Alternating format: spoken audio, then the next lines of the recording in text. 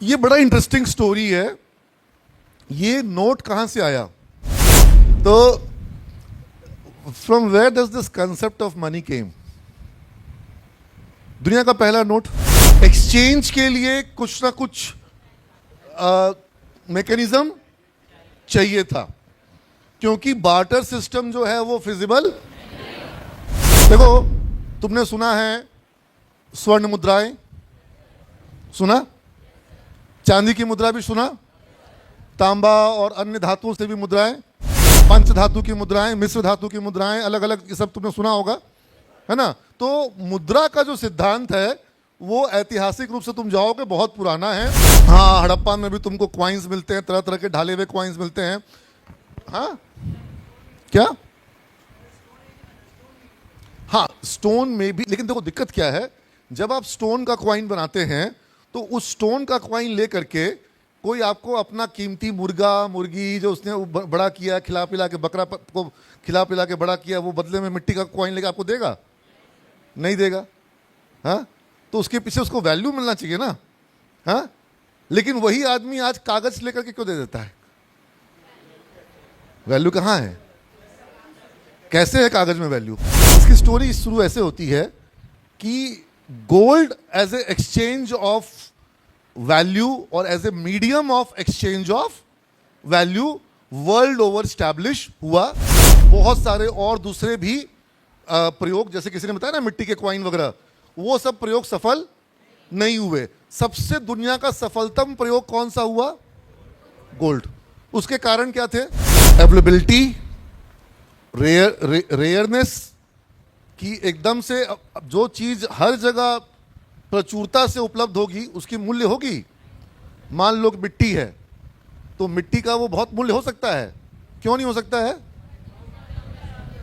हर जगह एकदम अवेलेबल है। अब कोई रेयर मिट्टी है, उसके अंदर में कोई रेयर एलिमेंट है, रेयर गुण है, मूल्य तो मूल्य कहां से आता है? रेयर होने से। ठीक है, रेयर क्वालिटी होने से। तो गोल्ड क्या है? अबंडेंस है कि रेयर है? रेयर है। हाँ, इतना भी रेयर नहीं है कि दुनिया में सभी आदमी के पास थोड़ा थोड़ा ना जा सके।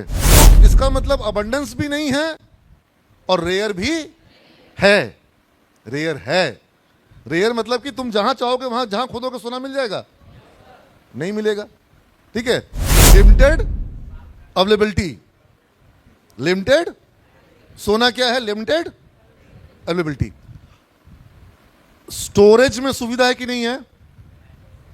You can store easily. But gold के संग एक प्रॉब्लम थी कि गोल्ड चोरी नहीं होता है, चोरी हो जाता था। ठीक है, अब अगर कोई व्यक्ति कहीं बाहर जा रहा है और उसके घर में सोना है तो बेचारे को प्रॉब्लम।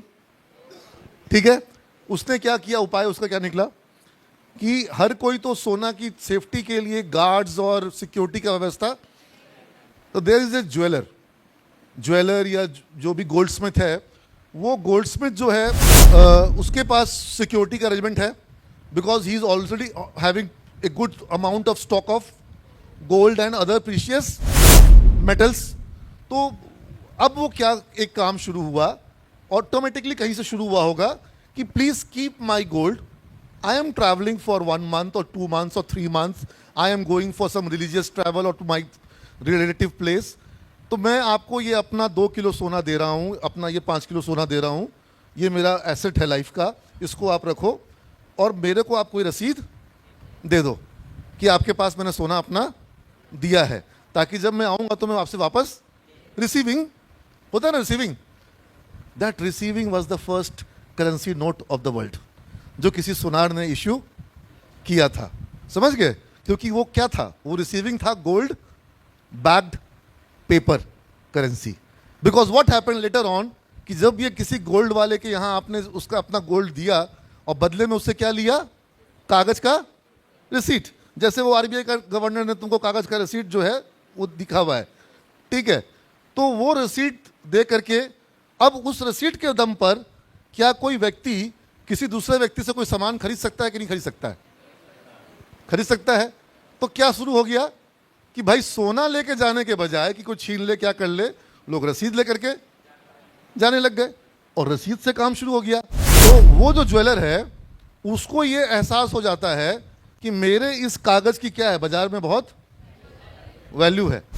क्या कोई दुनिया में बेईमान सोनार भी रहा होगा जिसने रसीद कुछ नकली भी जारी, और अगर वो नकली रसीद भी देगा तो उसके बदले में भी लोग अपना मवेशी, अनाज, लोहा या किसी से मजदूर से काम लेना कर पाएंगे, बदले में नकली रसीद दे देंगे, सोना रहे चाहे ना रहे। ऐसा हुआ होगा? पॉसिबल है, प्रेटी मच पॉसिबल।